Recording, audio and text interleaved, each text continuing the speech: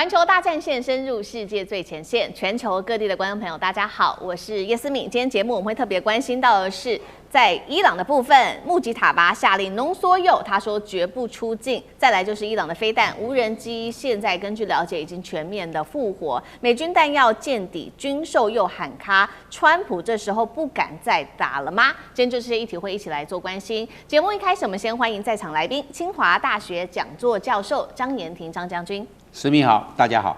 台大哲學系教授苑舉正老師，思敏好，各位觀眾朋友大家好。好，還有陸軍退役少將厲正傑將軍，思敏好，各位觀眾大家好。好，觀眾朋友記得先幫我們的節目按讚，並且在留言區寫下熱推。如果希望跟我們互動，跟我互動可以寫下思敏我在哪一個城市收看，那也請大家幫忙按下熱推鍵，如果有看到這個鍵的話。今天呢，節目我們要特別來關心3個火線話題，等一下請來賓特別幫我們做解答。先來看到有關於美軍戰力的部分，在這一場美伊戰事打到現在，美軍的戰斧飛彈已經發射了超過1000枚了，這是最新的一個數字統計。那麼薩德系統現在也消耗了大約最多呢，甚至達到了80%。愛國者飛彈的庫存現在也已經這個過半見底了，美軍真的還撐得住嗎？第二件事情是，沒有想到伊朗的最高領袖穆吉塔巴在此刻又再出來喊話了，怒嗆說濃縮鈾我們絕對不會送出去外面。同時呢，他也特別提到了這個伊朗的戰力的部分，現在無人機他說6個月內已經快速的回血了，飛彈庫存還有70%，地下的飛彈基地還有90%都已經正式的重啟。難道伊朗在為下一輪的反攻全面備戰嗎？最後一件事情，今天也會來關心到的是，美國現在喊說對台軍售的部分140億美元確定要暫停。另外一方面就是它的聯合空對地的飛彈庫存剩不到20%，還有42架軍機是戰損的，損失金額高達290億美元。所以川普現在說他要談判，是要止戰，還是為美國內部來做止血？今天就這些議題，我們都會來一起做關心。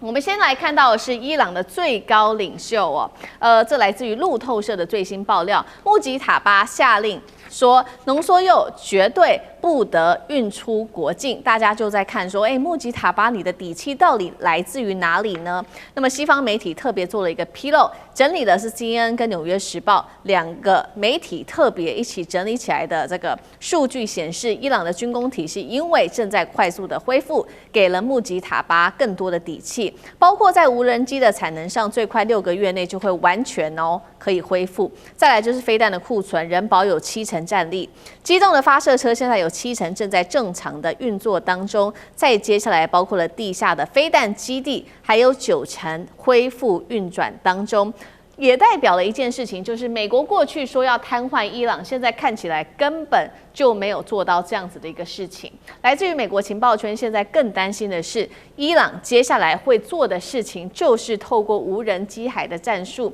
恐怕是接下來他會打的這個戰術。那麼一旦戰事再起，以色列跟波灣都在伊朗的打擊範圍之內。另外，華府還有擔心的另外一件事情，就是來自於里海這一條線，有了來自於俄羅斯的各種武器上面的資源協助，包括俄羅斯現在正在透過里海這邊持續向伊朗輸送的物資，有無人機的零件、飛彈相關的材料，還有穀物、民生物資等等。而且這些里海是美國進不去的，原因是因為根據2018年的里海法律地位公約，美國的軍艦是不能進入到里海的。所以華府智庫這樣說，他說里海對於美國來說幾乎就像是不存在的黑洞。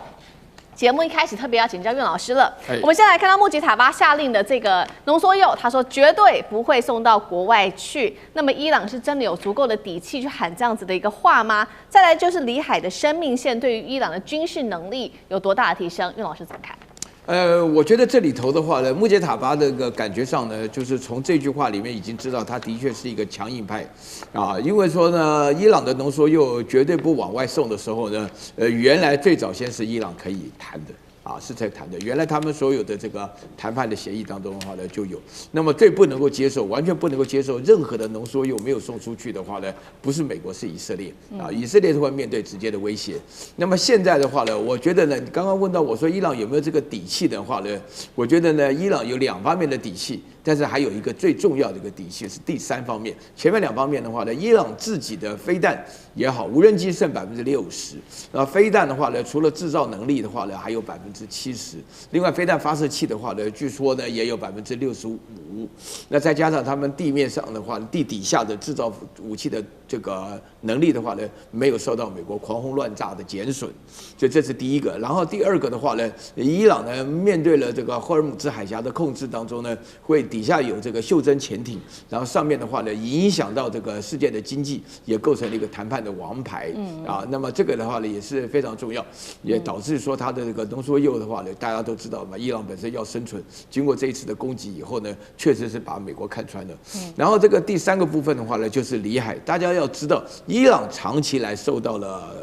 這個俄羅斯的那個軍火上的提供啊，其實原則上來講還不是中國了啊，受到俄羅斯的資源比較多。那地圖一打開看呢，裡海跟那個伊朗之間是有直接通行的啊，這個感覺上也比較接近。所以說呢，對於這個伊朗來講的話呢，這個情況如果武器源源不絕的話呢，這個最重要的，我覺得不管怎麼講，伊朗跟我們一樣，都是看穿了美國不敢打地面戰啊，以色列倒是很帶種。啊，納坦雅胡講說，我們就要幹啊，就要幹。那問題是說，以色列講說，如果我們單獨幹的話呢，沒什麼勝算；把美國拉下來的話呢，如果美國全國人都不活了，一起幹的話呢，說不定還有贏的希望。但是以色列的話呢，能不能夠控制美國，就看以色列的這個 lobby 的力量啊，就是以 AIPAC 的他們在這個美國的游說的力量，看能不能夠讓這個川普回心改意啊，因為這個的確是一個非常重要的時刻。至少我們知道，伊朗目前已經看穿了美國。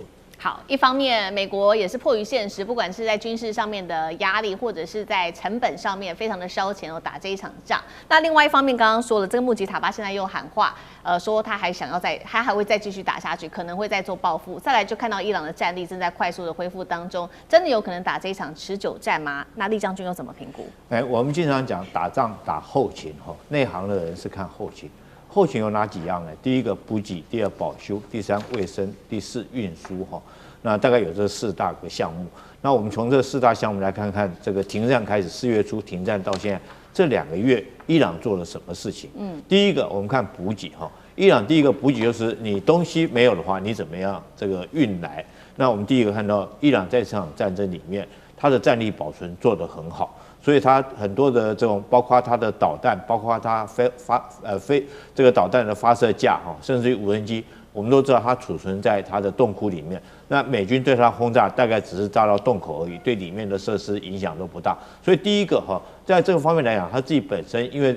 在這個1個月的戰爭期間，它原來戰力保存得很好，所以損失的不大。第二個，我認為說是就我們剛剛講的，包括到俄羅斯可以透過裡海。對它利用這條運輸的路線，持續對它提供這個軍需的資源，當然包括到糧食的資源哈，因為補給裡面就包括糧食，我想說包括糧食，包括那油料是它自己本身都有的了哈。那彈藥來講的話，是不是俄羅斯從這個運用裡海可以提供給他？那中國在這方面到底有沒有幫忙？我們現在不敢講，中國是否認的。可是你知道有些東西是軍民兩用的物件，譬如說製造無人機所需要的晶片或者導彈所需要的這種零部件是軍民兩用的。那在這方面哈，伊朗有沒有可能借着民用的名義進口，然後將自己改裝成軍用？那第二個我們講說保修哈，這個戰時的時候一定會遇到戰損，就是武器裝備可能會被炸壞或損壞。你除非說是100%被這個毀壞了，不然的話我們通常都要講究維修的能力。如果說你就像是一輛戰車，如果說你有維修能力的話，它可能損失了20%，你很快維修完，它就是一輛可以這個作戰的工具。但是如果你沒有維修能力，就算是戰損，只是掉一個輪胎，你這個武器你就不能使用。但我相信伊朗自己本身來講的話，它因為長期被美國制裁跟封鎖，所以它自己有自己的軍工體系。我們看到包括到無人機，包括到這些導彈，甚至於飛彈發射架哈，甚至於無人機的發射架，幾乎都是它自己生產的。所以他自己有能力生產，他當然有這個人才可以做維修，所以他將他戰損的東西利用這2個月做好維修哈。那之所以說醫療方面，我覺得伊朗這個國家哈，這個平常講，他跟美國比較起來，美國比較怕死，他打這場仗還真的不怕死。我們看到他後續所謂組織了這個上百萬人的這個保護他們自己基礎設施的這些人力來講的話，可見得在這方面來講的話，它的精神戰力是遠勝於美國的。所以基於以上幾點，我認為哈，這個停戰的這2個月，伊朗是不斷的利用這2個月時間哈。他不斷的不管是維修他自己的裝備啊，或者是生產他自己裝備，我覺得他现在又達到一定水準。可是反觀美國這2個月，我覺得可能川普在忙於其他事情，那美軍的彈藥不是這麼快就能夠生產得出來，他們都屬於高價值的這種高性能的武器，那絕對不是短時間能夠做得出來。所以在這個後勤方面，我覺得伊朗遠勝於美國。這也就是為什麼這個納坦雅胡現在非常擔心哈，怕美國抽腿不再打這場戰啊，美國也有可能極可能抽腿，因為他後續發現他的後勤能力比不過伊朗。好，剛剛將軍也特別幫我們提到說，確實現在美國的這些高價值的武器因為被快速的摧毀當中，對於美國來說造成了非常大的一個壓力。那我們也來看到到底有哪一些高價值的武器，這當中包含的就是這一些美軍的彈藥消耗的狀況，實在是非常的驚人。來看一下具體的數字，戰斧飛彈發射了超過了1000枚那麼薩德消耗了大約50%到80%，愛國者飛彈消耗了過半。那麼其他像是隱形長程巡弋飛彈庫存剩不到20%，連本來要軍售給台灣的140億美元的軍售，現在也確定了，因為中東戰事的關係太需要這些武器了，所以呢，對於台灣的軍售的部分是暫時擱置、暫時停止的。那麼我們來看到花了多少的錢，因為這一次從這個美伊戰爭打到現在，一共呢根據統計，42架軍機受損跟擊毀，所以燒掉的成本是高達了290億美元。注意了，這個數字還不包含其他項目，像是中東基地有損害啊，部隊要重新部署，還有後續飛彈的補充跟軍備的支出，這一些項目都是非常燒錢的。也難怪現在川普不想打了嗎？那張將軍怎麼解讀？美國這個彈藥庫存急劇降低，有3個非常重要的因素。第一個，我們要看烏克蘭戰爭呢，打了第5年了，很多的西方國，尤其是北大西洋工業組織，比如說德國，還有波蘭等等這些國家，都把武器調撥去支援烏克蘭。那這樣他們要去補充他們的庫存不足，都向美國買，所以美國已經大量給他們這些我們所說的北大西洋工業組織這些国家，美國已經有大量的已經绷谷在那邊，美國的庫存當然就會降低啊。這個其實這是烏克蘭戰爭啊。那第二個，我們知道以色列啊，在這個巴勒斯坦加薩走廊這一帶跟哈馬斯的衝突，還有黎巴嫩黎南地區這個衝突，以色列向美國買了各式的彈藥15000個單位，他要補充啊，那美國也給，那美國這樣庫存就不夠多啦。同樣的，在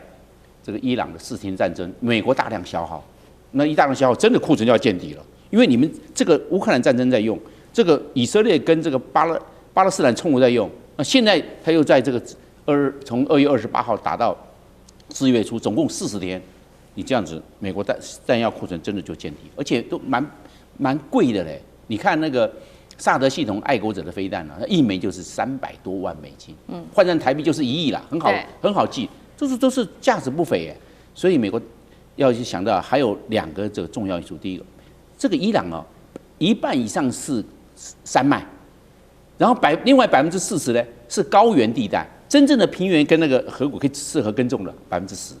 所以這個上面它挖山洞，結果你那個精準彈藥打山洞，裡面你打的是掩體，裡面的武器裝備好的，所以伊朗它有戰力啊。你打的是掩體而已，為什麼？你那個在那個洞窟裡，你怎麼炸裡面？沒有辦法，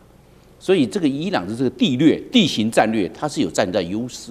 而且它又大，超過164萬平方公里，它又大，所以它優勢在這個地方。再來另外一個非常重要的因素就是中國大陸對美國有做稀土的限制，現在都是精準彈藥，精準彈藥用稀土越多，那你這樣子稀土現在不夠了，不夠我怎麼樣能夠做？我有這方面的這個設備、人才、廠房都有，但是原料不夠。稀土這方面的原料不足，那我所能夠做的精準彈藥，現在打仗都用精準彈药了，不是像以前的自主火力把這轟來轟去，隨便轟，不是隨便轟。現在精準彈還有導引，這些導引的系統，你這個定位的系統都有稀土的成分在裡面，或多或少。那你現在稀土的所獲的來源都被中國大陸給限制住了，而且中國大陸是对美國最大的稀土供應國，你一限制，那美国的整個產能受挫，那現在就是急劇的消耗，所以就变成了供不應求，所以美國造成這個狀況。是，所以他現在要不要再去打第二波的戰爭，他就在籌措了，會不會跟第一波一樣，也沒辦法讓伊朗屈服。剛才厲將軍講到了，美國不要地面戰會造成大量的犧牲。那這樣伊朗底氣就夠了，你不怕，你不願意打地面戰，那我就跟你打地面戰，你要不要来？所以美國是有所忌惮的，不光是地面戰不打，而且最重要的武器彈藥的大量庫存已經消耗了很多。好，謝謝將軍。那我們休息一下，馬上回来。地缘政治、美中之爭、戰略價值、強權崛起、小國生存。現在與未來，洞悉事件走向，掌握世界脈動，全球觀點，盡在環球大戰線。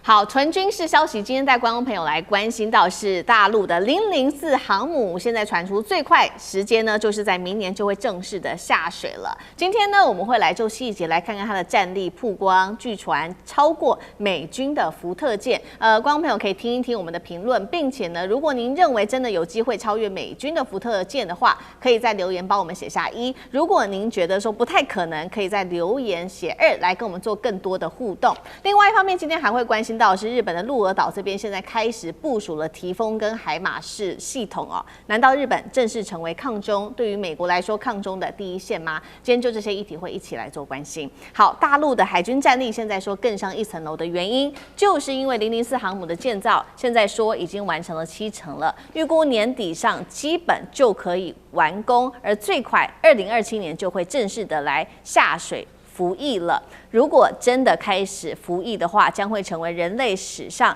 最大的一艘航母，戰力現在說更可能超越美軍最先進的航母福特號了。我們趕快就他們的基本小檔案來做一個比較。這邊呢是大陸的004航母，那麼另外一頭是美國的福特號。現在光是看到這個排水量啊，不管是這個水線的寬度、甲板的寬度，或者是我們來看到的是最大馬力、電磁彈射系統、艦載機等等數量，都可以說是超過福特號一些的。那麼等一下就具體的戰力，等一下我們會請專家還有將軍老師們來特別帶我們稍微看一下。那麼我們也從大陸最新播放的2026解放軍海軍的年度宣傳片，這一支是向大洋當中呢，4位核心人物現在在影片當中出現，來對應說接下來是不是這個航母就要服役了呢？因為當時呢出現了這個遼寧的時候，應對的就是確實看到了遼寧號出現。那麼現在接下來最後一位新兵就是第4位，他叫做何健。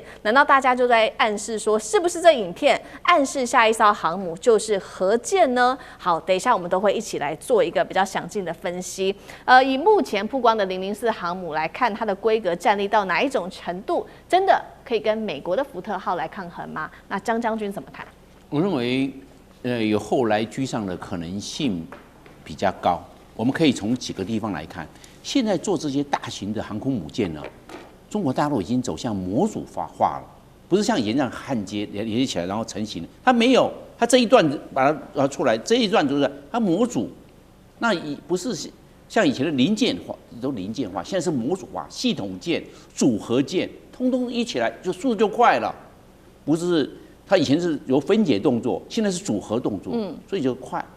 然後第二個呢，它現在是 AI 廣泛運用，那 AI 廣泛運用，現在人工智能下來，人工智能下來有很多事情不要人力，人力慢，人力只有8個小時，但是 AI 人工智能來處理24小時，它也不會罷工，快得很，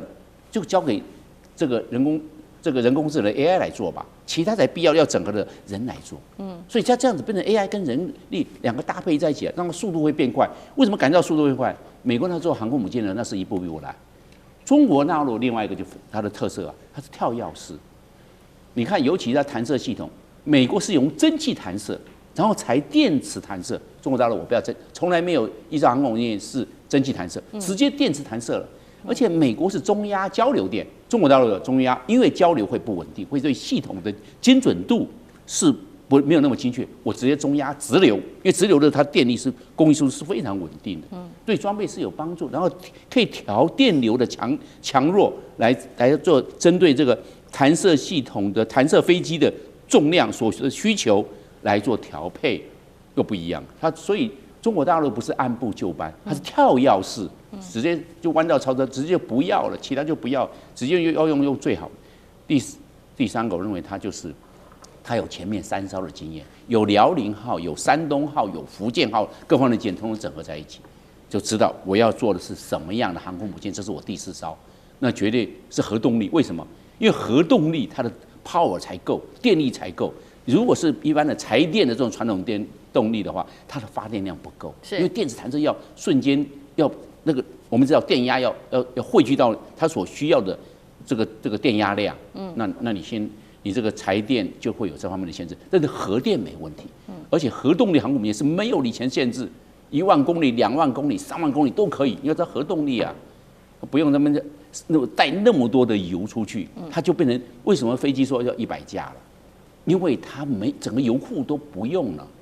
一個遼寧號的軍艦要出去的話，那個油將近帶到，包括航空用油還有航海油，帶了將近要1萬公噸。你整個都因為整個要出去，這個都是燒油啊。那現在不用了，這些都省下來，只要帶航空用油給飛機加油就可以了。其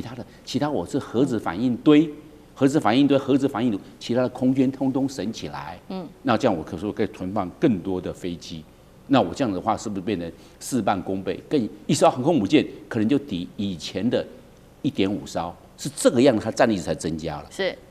那我知道中國大陸這種前瞻性，它有在這邊做思考，而且它又有經驗的匯聚，才會造成現在它這個造艦的速度，總感覺到一般人感覺到好像感覺到比較快，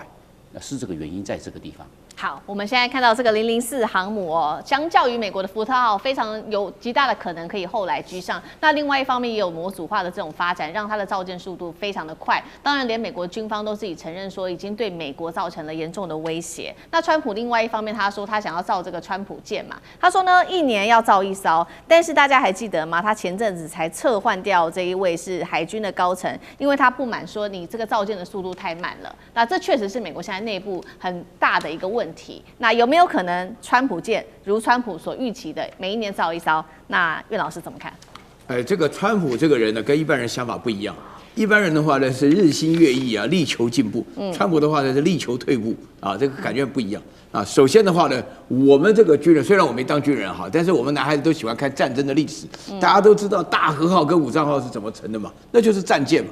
戰艦為什麼成的？這大和號一出來的時候，那個航空母艦在上的那個艦載機噼里啪啦攻擊，而且打沉了啊！這個就是這個故事吧。我不太懂啊，但是我不曉得艦載艦在面對航空母艦還有什麼這樣的功能啊？這是第一個嘛。那另外的話呢，這個川普這個人呢，他是要錢財也要面子啊。那這個事情的話，什麼都要搞上什麼川普級啊？你說這個不是說這個船1艘而已啊，就整個這個級都叫川普。比如說川普名字都在美國到處出現。現在你到紐約去看個藝術中心，原來是甘乃迪藝術中心，現在變成川普甘乃迪藝術中心。你現在的美國人拿到的護照，明年開始拿的護照，最後一頁，哇，川普好大個像，這感覺很不吉利，你知道嗎？啊，這很奇怪，就不喜歡這個人啊，你不能說他不認得總統啊，對不對？所以說，我覺得這是第二個問題。你這個船的話呢，通常你看大陸很好，取用地名來取嘛。對不對？就是什麼用省名，就是叫這個航母嘛，對不對？然後這個004要是哪個省，大家在爭取，那這個沒有牽涉到個人嘛。那現在川普級這個戰艦原來這個落後的概念。然後第三個的話呢，我是覺得說那個美國的航母等等，你剛剛做這個福特講的哈，那個電磁彈射的比較，這不是有沒有的問題，是管不管用的問題。那個川普本身的退步啊，就有一次發脾氣了，這個電磁彈射不行，要改為蒸汽彈射，但是他們覺得不敢講，為什麼？那蒸汽彈射老早就已經公司都倒閉了，要是美國沒有了，那你的艦載機不能彈射，那電池也不行啊，電池因為它的那個保障的那個牢靠率，那個 reliability 不行嘛，就是不可靠。那另外的話呢，就是要靠什麼呢？就要靠回到蒸汽彈射，蒸汽彈射有設備有沒有裝？所以我覺得福特艦本身一出來還沒出來，福特號好像就問題一大堆，對不對？所以說呢，這個大陸這邊的話呢，就是說在這個幾個步驟，這個航空母艦啦，配合無人機啦，配合超音速導彈啦，這個整個海上的力量是有計劃的。而且呢，我覺得最重要的，相較於川普目前的發展來講，大陸是追求進步的。軍事上的科技進步，人員上的進步，另外的話呢，設計裝備啊各方面的進步，對不對？004完了還有005啊，對不對？就是核能這個發展從遼寧到這個004就可以看得出來它進步的過程。好，剛剛我們比較的是這個中美之間在海上面的一個軍艦上面的競爭，那我們也同樣來看到的是，那有關於飛彈跟火箭系統哦，現在中美哦其實也在比拼當中，尤其是外傳呢，美國跟日本接下來會一起做更加大的合作，包括了6月份跟9月份會有不同場的大型聯合軍演，6月份這一場叫做勇敢之盾，那麼9月份這一場叫做東方之盾，美軍呢在另外一方面還計劃現在呢即將要在日本的鹿兒島這邊來部署提豐跟海馬式火箭系統，那帶觀眾朋友稍微了解一下，他們上面其實是可以裝，包括了提豐放的是戰斧巡弋飛彈，射程160公里，具備對海對地的多重能力打擊，海馬式射程約落在300公里，現在看起來都是對準中國大陸而來的。酈將軍怎麼看？那我先介紹一下什麼是提豐系統它是2种飛彈組合在一起，一個是戰斧型巡弋導彈這個戰斧型巡弋導彈射程大概1600公里，那它速度是亞音速的，它主要是攻擊形式的一種武器是。那另外還有一個叫做標準6型的，標準6型是防空飛彈，也就是說，如果說你要對這個系統攻擊的話，它也有自己保護自己的能力，所以這套系統是有攻有守。那它強在什麼地方？它可以很快速的機動變換陣地，就是說我如果這邊發射完以後，我可以迅速變換陣地，讓你找不到我位置啊，沒辦法对我實施反擊。這是提豐系統。那第二個我們講海馬式系統，海馬式系統通常有2種的這種彈藥，第一種就是火箭彈，它如果說裝那種火箭沒有導引的火箭，可以一次發射6枚，齊射可以6枚一起發射出去，但是它同時也可以。發射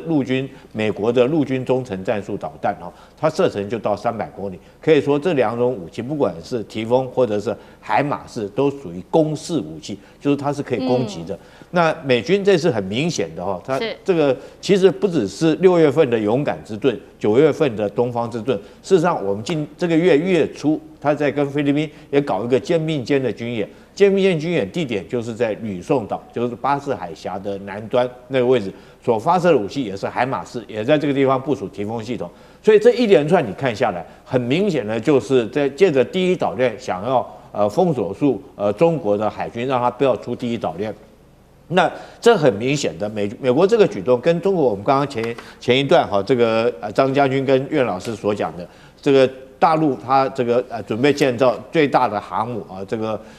004航母來講的話，中國在發展海權，那美國急於將中國的海權堵在第一島鏈之內。那我們來看一下這2者有沒有可能如果說真的是一旦發生軍事上的衝突，到底誰有機會獲勝？這個美國可不可以如願將借着這幾次在日本跟在菲律賓部署這些飛彈系統，可不可以有效把中國的海軍封鎖在這個第一島鏈之內？我覺得是很難的了。我們現在看到現在最新的一個訊息就是中國的遼寧艦已經西出太平洋在那邊演練了，而且這次西出太平洋遼寧艦，你知道它帶什麼飛機嗎？極可能這個央視已經官宣了，它可能會放飛歼35，哇，那就是一件大事哦。遼寧艦我們都原來以為它是殲15戰機的，結果這次出去它官宣，它用一個問號。但是我想說，既然是央視，就一定是板上釘釘的事情。那你想想看，遼寧艦都可以放飛歼35，那後續來講的話，004航母如果成軍然後在這種狀況之下。我覺得美國會在這邊跟日本搞這個演習，真的是急了他急於將中國封鎖在第一島鏈，因為如果說中國以後我們不管是004航母，它是核動力的，西出太平洋，西出第一島鏈之後，就像是龍入大海一樣，你就根本就擋不住。你知道中国除了004航母之外，它還發展什麼武器嗎？最新的一個訊息，大家都注意到航母，但是知不知道，中國现在正在建造一艘更大、全世界最大的一艘的这个奶媽級的補給艦，有6萬噸級，等於跟航空母艦一樣大了。遼寧號也不過是6萬噸，它造的補給艦已經到6萬噸，有這個6萬噸的航空這個補給艦。那我想對整個，它就不是對004航母實施補給而已，它對整個艦隊都可以實施補給。那你想想看，如果說有004核子動力的航母，再加上有這種6萬噸級的補給艦然後如果說到了出了太平洋，我覺得這個美國根本就擋不住。所以你想借着這個武器系統部署在從日本一直部署到這個菲律賓，想要堵在第一島鏈之內，我覺得這個東西是是一句根本就是不可能的任務了。因為中國也勢必要西出太平洋，因為一個國家它如果說要強大的話，它可能要確保它自己海運的安全嘛。我們看到，不管是在第一島鏈或者南海，甚至於它未來如果說有核動力，有6萬噸級的核子這個補給線，它可能甚至於到印度洋去的可能性都很大。所以美國想要在這邊部署這些這個武器系統，我覺得要擋住中國的發展，確實是不可能的事情。好，謝謝酈將軍。那我們休息一下，馬上回来。地缘政治、美中之爭、戰略價值、強權崛起、小國生存，現在與未來洞悉事件走向，掌握世界脈動，全球觀點，盡在環球大戰線。趕快來看到的是川普狂炒哦，在第一季而已，單第一季狂炒了3700筆的交易，在股票交易啊，震驚了各界。那麼另外，我們今天也會來關心到是 AI 的量子股，在一天之內狂飆33%。一邊我們看到白宮正在炒熱，川普的團隊等等都在炒熱這個股市的氣氛，似乎都在做多。但另外一頭，這個華爾街的人士可緊張了。我們現在看到股神巴菲特轟呢，美股已經成為賭場了。那麼投資巨擘羅傑斯也喊說：“趕快清空美股吧，實在是太危險了。”到底是怎麼一回事？華爾街市井下一場金融風暴正在倒數當中，真的會引爆嗎？今天就這些議題，我們會一起來做關心。好，我們要趕快來看到是川普做的這個財產申報文件震撼了華爾街，因為光是第一季，這個竟然是狂掃了超過3700筆的股票交易，金額最高達了7.5億美元。什麼意思呢？就是說他一天下單了60筆，引爆了是不是有內線的這個爭議。那麼現在來看到說，川普呢，他買這些股票都買哪一些呢？賣了哪一些？買了哪一些？現在來看到是傳統大型科技股，他把它賣掉了之後呢，他轉進的是在半導體相關，還有 AI 跟這些跟軟體有關的概念股，所以呢，這邊列出來說，他買了蘋果啊、甲骨文啊、Meta 啊這個軟體股，還有微軟、亞馬遜等等。再來就是剛剛特別提到的量子股，竟然是在一天之內暴漲了33%。根據了解，川普團隊可能會入股。一邊川普團隊持續的做多股市，另外一頭這個華爾街人士啊，卻拉起了金融警報。股神巴菲特是這樣說的。他罕見的重話警告，現在的股市已經變成賭場了。他認為說，美元在今年2026年就會逐漸的失去價值。他也特別強調了說，一旦貨幣失去信心，一個國家將會徹底的轉變。再來看到股神巴菲特在這個他買的股票上面做了什麼樣子的一個轉變呢？他一向都非常支持這種比較穩定的股票。但是這一回，外界在擔心的事情是，因為呢，巴菲特他現在大砍這一些比較安全的金融股，還有醫療保險龍頭的持股，大家在看說，連這些最基本的股市現在都出問題了嗎？那麼就代表說是巴菲特對於美國接下來的消費信心，還有醫療體系，甚至是整個監管制度都不再信任嗎？這是來自於專家所做的分析。就連投資的這位傳奇人物羅傑斯，他也這樣說，他說全球金融風暴正在逼近當中，喊話投資人啊，你要小心了，在此刻趕快清空美股吧，轉報這些比較安全的標的，包括了黃金，包括了白銀，趕快從這個時候來做避險吧。好，所以節目一開始，我們先來看到的是川普家族白宮狂掃 AI 跟量子股哦。那美國股市到底是自由市場，還是變成權力內線交易？岳老師怎麼看？我覺得這個問題啊，我前陣子剛聽到，就是說川普在短短的1年內從事於3700筆的交易的時候，那時候范斯在跑出來講說，川普不可能在辦公室每天都下單炒股票什麼的。啊，那麼現在看到，如果說他自己財產申報的過程中，下單了3700筆的話呢，那麼這個確實是一個非常嚴重的問題。這個嚴重的問題的話呢，其實我對於這個市場的那個裡面的理念的話呢，稍微了解一點。我覺得它的嚴重會出現3個方面的。那個第一個的話呢，就是我們國內有個媒體人啊，就會講是說，川普的 taco 的時間，Taco 就是說是 Taco 大轉彎法家灣的時候，都是選擇禮拜三啊。禮拜三之前的時候呢，在這之前呢，就前一陣子有關於原油的價格，就有人下空单。那一旦 Taco 以後呢，就表示說美國跟伊朗的環境不打仗了，緩和了，那油價就下跌，然後這個人就馬上賣空啊，油價下跌就賣空賺了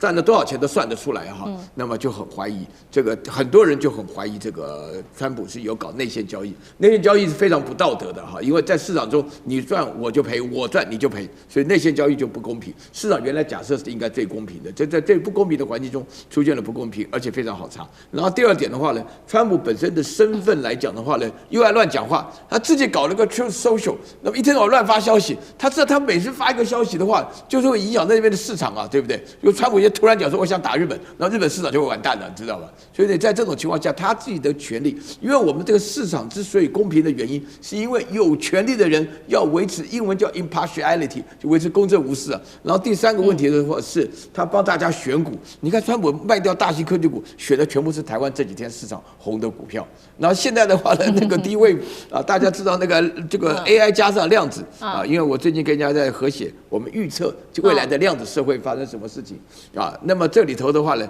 就是我自己都會覺得寫完以後心裡都很不安吶。他的本夢比很強啊，因為他這個夢想完全是我們想到未來的量子社會的話出現，大家都不用工作了，每個人都可以得到最低的收入啊，完全沒有什麼事情都是機器人的，甚至於的話呢，機器人。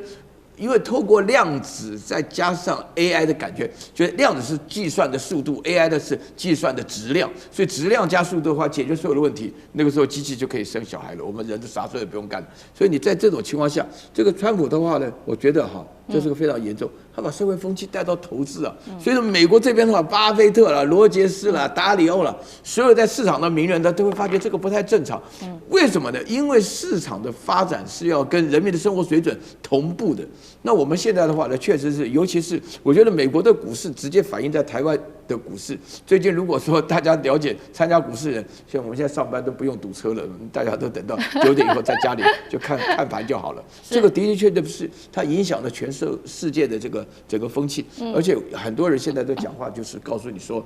我們的生活平均水準一直在升高，但是你沒有買股票的話，你就活該變窮。我自己做老師的時候呢，我上課就是強調，就是說我們都是有個習慣性嘛，認為說股票的市場的話有賺有賠嘛，對不對？但是在川普的影響之下的話呢，只賺不賠的，對於這個市場的內線交易影響非常大。所以我覺得這裡頭真的要注意。我相信11月份以後，川普要失去的這個權利，他會因此而被彈劾的。好，一方面我們看到這個川普家族的川普個人的持股現在釋出來的財產申報非常的驚人。那川普的家族有非常多，現在說是不是涉及到內線交易，不斷的在做多股市。那另外一頭，我們剛剛看到非常多來自於華爾街的這些金融巨擘，則是不斷的示警，現在股市非常的危險，包括了巴菲特，包括了羅傑斯，都說趕快離開美股吧。就這些議題，那是不是泡沫要進入倒數？酈將軍怎麼看？確實，我的估計是泡沫要進入已經要開始爆炸了哈。這個有從3點來看，這個有科學數據的哈。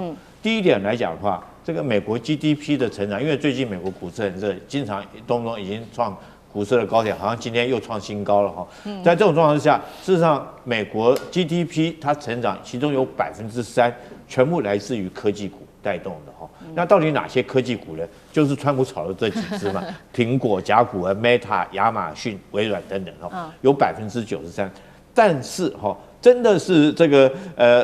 當年這個網絡泡沫的時候，它這個科技股只占 GDP 的多少？只占60%哦。那現在到93%，你会不會覺得過熱過高了？這是第一個數據。第二個數據來講的話，這個有一個我們講說投資股市一定要先看它的本益比哈，本益比太高，代表說是你的投資金額太多太大了，獲利率、殖利率來講就不夠嘛哈，所以本益比來講的話，要有一個合理的數據。那以美國歷年來的這種合理的這種本益比的數据來講的話，他們認為正常來講應該是平均值應該是18。如果用過去10年跟這個標普500來做一個比較的話，這個正常來講10年的平均值是18，那你知道現在到多少？現在已經到了40了，那你会不会覺得本益比太高哈？通常最好的时候牛市，我們講牛市是股市熱的時候，大概也就是20到27倍而已。那当年網絡泡沫的時候是到44，那現在已經到40，是不是？如果按照本益比來看的話，是不是距離網絡泡沫已經只差一步之遙？當年網絡泡沫一旦這個泡泡一破掉以後，跌了多少？跌了49%了。你看那個跌的有多慘，幾乎是攔腰斬了。第三個數據哈，這個目前所有的市場都集中在這幾隻股票，就是川普炒的這幾隻股票。那我們要看什麼？看它的這種所謂的支出哈，就是它這個投資在這方面的資本支出。那現在包括蘋果、甲骨文、Meta 這些亞馬遜，他們都主要投資在他們的雲端設施裡面啊，就是我們講的這種 Meta 雲啊，或者是亞馬遜、微軟雲等等這些雲端設施，它每年的資本支出多少？是成長是20%，但是它獲利率只有15%。也就是說，我每年支出的這麼多哈，支出成長是到20%，但是我的獲利回報只有15%。那很明顯的獲利回報比不上投資的支出嘛，因為所有高科技你就知道，它一定是高資本、高投資，那投資那麼多錢，獲利反而少。所以我認為未來可能有2條路。第一個哈，如果在 AI 全面爆發的話，如果說這幾家這個科技公司要繼續能夠賺錢，它要賺到多少錢才夠成本呢？回報率我們假如說以10%來計算的話，它每年企業的獲利要到達2兆到5兆美金這麼多。可是現在來講的話，它每年的獲利率只有1.5兆，所以它遠遠不到它的这種預期的回報。那第2條路它怎麼辦呢？我如果說投資這些錢我收不回賺不了那麼多錢，我反而都是在虧本的狀態，那我就要想辦法節省我的資本支出嘛。我不要支出到這麼多，我不要成長到20%，我降低我的資本支出。可是你如果降低資本支出的話，這些供應鏈就會出問題。你看這幾家公司，他們供應鏈是誰呢？第一個是 NVIDIA 嘛，輝達製造晶片的，設計晶片的是 NVIDIA， 好，製造晶片的是我們的台灣的台積電，還有除了台積電以外，還有韓國的三星，還有 Intel 這幾家。那這幾家，因為這幾個後端的甲骨文 Meta 他們不再投資做這麼多的錢的投資來講的話，那緊接着就是這些供應鏈，我就沒有那麼多的收入嘛，我買了那麼多機器。我本來預計每年可以要生產100萬片晶片的，現在來講下單結果就下單到50萬片，那緊接着就是後續一連串的這種股災就會發生，包括台積電啊，包括到Intel 啊、三星等等這些供應鏈緊接着就會出問題，所以我覺得現在確實是投資過熱。那如果說是對於這些科技股還抱着希望，應該要特別謹慎跟小心的，因為我個人是覺得，從以上幾個數據來看，確實是已經過熱過高了。那大家可能要小心一點，因為投資有賺有賠哈，這個是沒錯。現在我們從幾個湘軍幫我們看到幾個數據來看。在美國 ，AI 科技類股都已經過熱，並且呢，投資的成本跟這個獲利來說，可以說完全的不符合哦。那麼在這樣子的狀況之下，我們看到的是 OpenAI 在此刻還是繼續的拼，沒有關係，就算虧錢也要拼上市，讓市場更為緊張了。那甚至華爾街的另外一位專家也預測說，科技股2027到2028年之間。很危險了，恐怕重演2000年的網絡泡沫，到時候科技類股暴跌幅度高達50%。張將軍怎麼看？我認為這個高科技它是將來會從寡頭走向普及，因為越來越多了競爭，因為這是開放型的，它會疊加。為什麼 AI 會產生 AI 就跟它是這個等比級數，而不是等加級數。對，4加4那就是8嘛。但是它現在是等比，就是4乘4哦，4乘4就是16，比8還要多。那會這種狀況，那一直疊加，速度會越來越快，然後呢，但是會越來越普及，就跟傳統產業一樣。那傳統產業回不到過去，所以大家現在走到 AI， 我們都知道是產業革命。一產業革命之後，後來這種生產力慢慢的增加好快哦。那現在變成 AI 革命，也是一樣，速度會越快，但是我們知道速度越來越快的時候，這種疊加效應會讓我們講到最後變成利潤變薄。是為什麼？因為都在 AI 做取代了，人力的成本下降 ，AI 來做，那這樣下去會從寡頭走向普及，走上普羅了。那這個狀況，我們就想到就要居高思維，因為已經過熱在反應。然後寡頭之後，大家因為它是高獲利，以後呢不是高獲利，是普及獲利而已了。因為按照經濟學上的供需法則，你的需求永遠是那麼大，但是你的供應獲利越来越多，為什麼？大家都想做，大家都想賺錢，結果就變成真的是普及化了。一普及化，你還有那種寡頭寡占還有甚至獨占的這個市場的利益嗎？沒有了，不復了。這個狀況只是，所以現在是過熱啊，這是一段時間。等到過熱完畢之後啊，他們這個利率就是整個獲利就要下降了。所以我認為，目前來看是已經脫離基本面了，也脫離了供需的經濟學法則。那這樣的話，我認為要居高思維，要很謹慎小心。好，謝謝張將軍。那我們休息一下，馬上回来。地缘政治、美中之争、戰略價值、強權崛起、小國生存，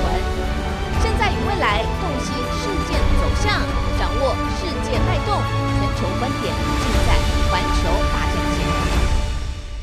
科技消息，趕快來看到的是艾斯摩爾帶頭公開，終於要倒戈了，怒嗆美國的封鎖，只會養大中國大陸的科技產業。另外一方面，今天會來看到的是這一間科技公司中微，現在打進了3奈米製程，華為逼退了輝達，殺出血路。今天就這些議題會一起來做關心。我們看到美國跟中國大陸打這一場科技戰，一路的封鎖許多大陸的科技哦，包括從華為開始，還封鎖了 EUV、DUV， 讓中國大陸拿不到。那麼最新消息呢？美國國會現在準備推出的這個是硬體技術控制多邊協同法案，意思就是說，不只是美國對於中國會有所限制，要求呢，美國的盟友啊，你對於中國出口也要更多的加緊管制這個出口。那麼歐洲國家現在這個半導體巨擘呢，他就率先說他不服氣了。他是誰呢？就是艾斯摩爾了。荷蘭政府的部分，我们來看到，向美國正式的提出了抗議。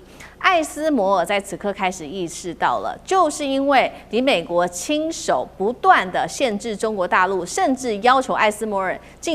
禁止出售自己的光刻機給大陸，造成大陸現在是這個競爭對手啊，正在不斷的壯大當中。我們來看到艾斯摩爾的高層怎麼說。首先是執行長傅凱，他說，用沙漠求生來比喻，美國越封鎖，中國大陸就會不斷的加速自己的研發，開墾出自己的菜園，都只是時間問題而已。前艾斯摩爾的技術長馬丁也直接說了，5年之內，大陸就會成為艾斯摩爾最強勁的競爭對手。那麼這樣子的一個狀況之下，你還要繼續對大陸做封鎖措施嗎？確實，我們來看到大陸近年來的變化，是整條供應鏈是在加速成型當中的。今天特別來看到了這一位重要人物，他是中國大陸的蝕刻機之父尹志堯公開發話，他說：“我們已經有能力做全球最先進的設備了。”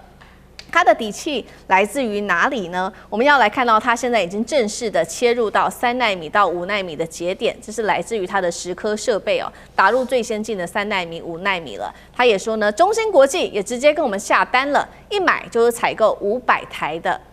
台的這個設備。我們來看到低溫的蝕刻設計的技術有哪一些重大的突破？主要就是它可以一直做層層的堆疊，最多呢是達到400層，那麼提升的是3D 的 NAND 堆疊的作用，在低溫零下20度以下可以做施行。這項技術本來是美國跟日本所擁有的技術，現在大陸等於是突破了。那因此，美國也開始在想說，過去對於大陸的種種限制到底有沒有做對？所以節目一開始，我們先來看到美國越封鎖，是不是加速了大陸半導體的全條鏈的形成呢？荷蘭接下來會怎麼做呢？真的會配合美國嗎？還是會走出自己的一條路？苑老師怎麼看？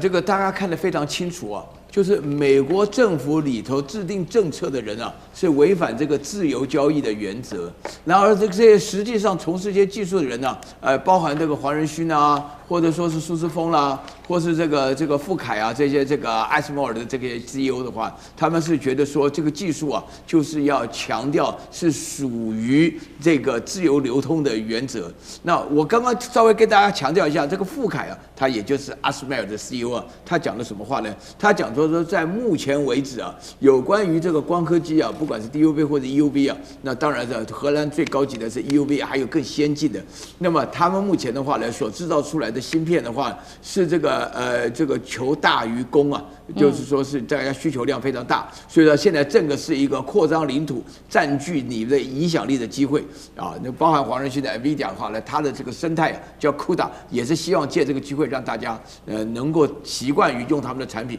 就像我們現在用的那個 Microsoft 的電腦裡面的軟體是一樣道理。是。那但是他講的第二點的話呢，就是說我們這個荷蘭的 ASML 的利潤非常豐厚啊。所以說，該能賺錢的時候，這個做生意人心裡都非常明白，能賺錢的時候不賺，那麼等到以後沒機會了，你再努力也沒有用了。所以這裡面基本上牽涉到兩種經營的觀念不同。但是第三點的話呢，這個富凱他講的觀念是這樣子，他說呢，如果你現在不賣比較好的機器給中國的話呢，那就等於是說把他們送到沙漠去，然後不給他們任何食物的時候。你要記住，他們一定會想辦法創造出或是耕出自己的食物來的時候，他們一定要這樣做，因為那是生存問題。他講了這個生存問題，所以這裡面的話，我跟大家說補充一下。所以我覺得富凱講這個問題的話，大家會覺得很奇怪。現在做這種半導體科技、做芯片、做晶片的，大部分都是長我們這種臉，荷蘭是唯一的例外哦。對，美國也是我們這種臉啊，你做 AI 的更是我們這種臉。所以在這種情況下的話呢，就是因為是我們這種臉。所以你看看那個中國的這個光刻機之父以至堯，也就是我們這種臉。你認為中國做不出來嗎？這個是哲學的問題啊。就是說我們人做科技，科技不是發明啊，科技是發現。發現什麼？發現自然的規律。發現自然的規律以後呢，經過了積體電路的集結，讓它變成能夠使得自然會屬於我們的控制之下。你只是發現規律，只有上帝能發明。所以你在這種情況下，假以時日，終必有成。所以黃仁勳講到說，哇，我們現在在市場上已經是，如果我們不賣給中國，那中國的華為就馬上取代我們。那你現在看到中興啦，然後中微啊，什麼都陸陸續續出來了。我給你坦白講，最多3到5年全部都出來了，不用了，也不用你麻煩了。对，確實哦，如艾斯摩爾的這個前技術長特別講了，就是5年之內，就是中國大陸會成為艾斯摩爾最大的競爭對手。也就是說，中國大陸接下來有辦法來自己建立自主的半導體相關供應鏈嗎？那酈將軍怎麼看這些評論？美國國會已經大幅的刪減對中國這個晶片設施裝備的一個禁運的清單了。為什麼美國會突然說是開放，然後刪除掉禁運的清單呢？就是很多的技術中國自己本身做出來，其中有一個最明顯的就是低溫蝕刻的這個技術，對，中國自己已經可以做得出來。那在這種狀況下，美國國會說我在對你實施禁運清單已經毫無意義了。那這個美國其實從一開始他發現中國也有機會，有這個能力發展晶片以後。我們知道，他說採取的就是小院高牆的策略嘛。我從幾件事情，從時間序來跟各位觀眾做一個報告。在2018年的時候，中國那時候為了發展自己的晶片，知道中芯國際為了買做出這個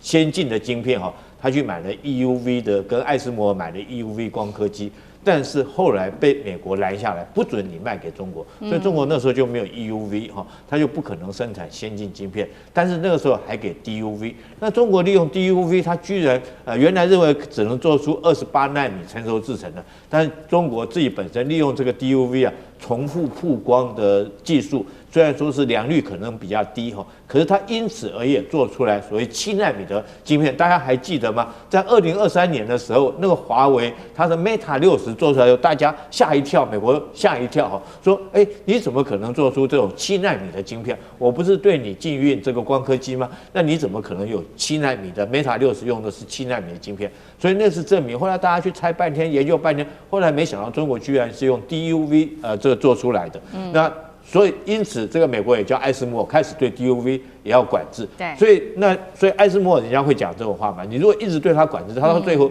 你就逼着他自己做出他自己的晶片出來。所以因此我們看到在2020年的時候，這個中微就是這一家這個中微這一家，中微可以比照就是荷蘭的艾斯摩爾啦，它是做光刻機的，叫中微那中芯大概比照台積電是生產晶片的。那如果說再往上面的話，像這個 NVIDIA 他們是設計晶片，大概區分為這3個層次。那中微那時候在2020年的時候，它已經可以做出28奈米的晶片的這個機器出來。那現在來講的話，甚至於在2023年的時候，這個荷蘭的艾斯摩爾，它在中國的營收佔比已經很明顯的下降，因為中國來講，我就不需要再去，我自己可以做出中微自己可以做出光刻機，那我做出28奈米，那我幹嘛還要跟你買 DUV， 還要跟你買這些設備？買這些東西之後，如果說後續來講維修、保養、維護，我都會被你卡脖子，那我一定是自己用自己的裝備，用自己的公司器材設施來做。這也就是黄仁勳為什麼說中國的這個，如果說在不趕快把這晶片賣給中國來講的話，哈，這個中国自己以後不管是從這個最底層的中微的光刻機，哈，這中芯國際的製造光片，甚至於更高層的設計晶片，甚至於 DeepSeek， 它都可以做出自己的 AI 系統出來。所以說黃仁勳才會這麼着急。好，確實哦，在美國的這個封鎖之下，我們看到艾斯摩爾這一次成為了一個受害者，所以自己呢，包括執行長跟前技術長都特別出來喊話，就是他們的設備賣不出去，反倒幫助大陸加速做這個設備哦。那另外一方面，其實呢，另外一個受害的廠商，就是往更上游走了，就是晶片設計厂商，它是輝達。黃仁勳現在呢，乾脆也不演了，直接坦承中國市場，乾脆我們就是全部拱手讓人了，全部讓給華為吧，甚至公開就称讚說華為非常的強，而且呢，他直接說了，今年華為會迎來非常非凡的一年。超微執行長蘇姿豐一樣的，在半導體晶片設計廠商，他也說，不再期待最先進的晶片能夠進入中國大陸的市場了，代表如黃仁勳說的嗎？接下來 AI 市場會完全的全權都交給華為了嗎？等於說黃仁勳完全放棄了嗎？那張將軍怎麼看？我認為這個要從2個方面來看，因為中國大陸為什麼有這個底氣、有這個實力，從2方面。第一個，我們看論文發表數，我們論文發表數，中國大陸在2025年論文發表數總共是15萬篇，在國際期刊呢，不是你在國內的，這個具有這個學術地位的，這個被引用率就是它熱點論文。你論文有的時候是一般來講，有的是那種形式上的論文，熱點論文它佔了39%，關鍵這個論文是有價值的，因為大家都要引用，它有原創性，是這個樣。那這樣的你看，佔全世界的39%，高不高？夠高了。第二，我們來看專利數，中國大陸的專利數累積量已經到532萬件。